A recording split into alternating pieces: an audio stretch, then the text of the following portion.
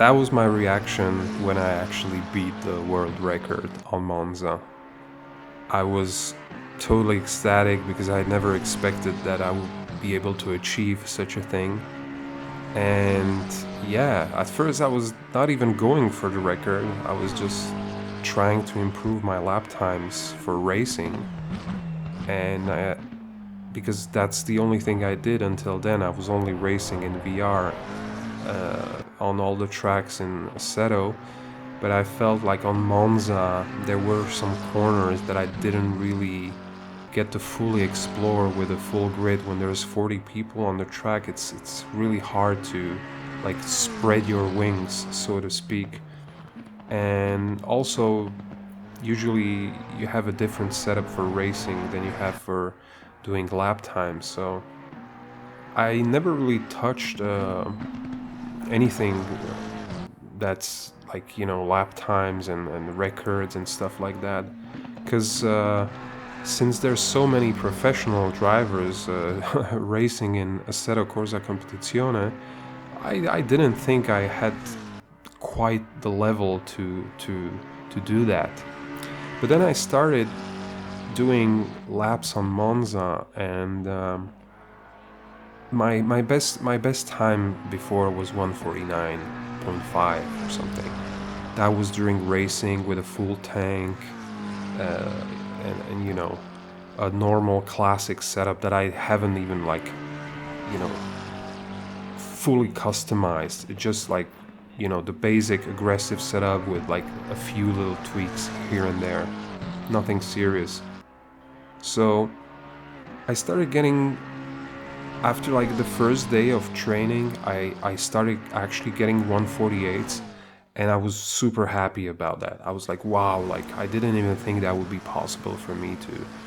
I mean, I knew I could do 148, I just didn't think it would be so easy. Like I would actually learn the track properly and start making those laps consistently. So when I was getting the first day 148s consistently lap after lap, I was like, wow, like this is great. Like, oh my god, like, you know, I improved so much just in a single day of training. So the next day I was like, you know, I'm not gonna stop. Like I just, it was just one day. Like it's, that's nothing, you know, like I want to improve some more. So let's try to do like 148 lows.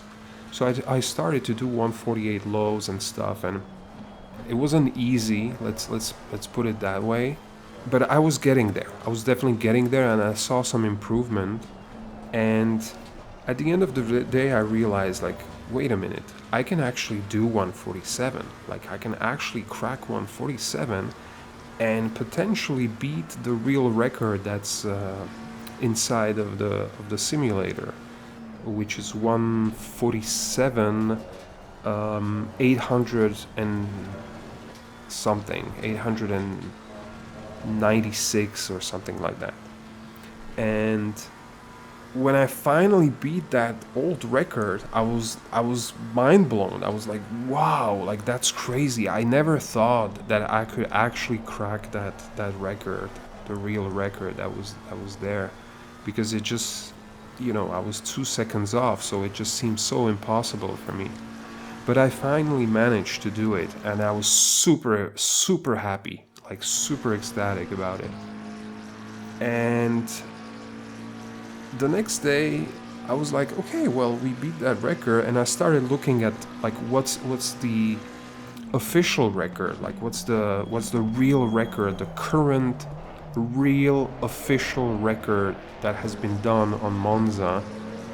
What is the latest record? Is it still valid? Is that record from the simulator still the best one to this day? So I did a little Google search, and I found a Wikipedia about Monza. So on the Monza Wikipedia, you can actually look up all of the lap times from all the races, all the categories, basically all the best lap times that have been done in individual categories on Monza.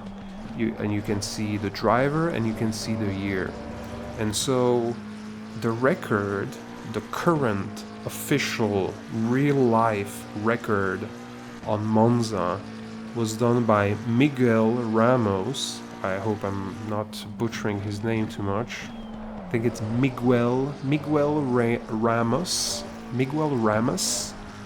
on a Mercedes AMG GT3, and he did 147.153. So that's the official record that's to this day standing, 147.153. And I beat that record just a little bit, but enough to actually beat it, and that's 147.097.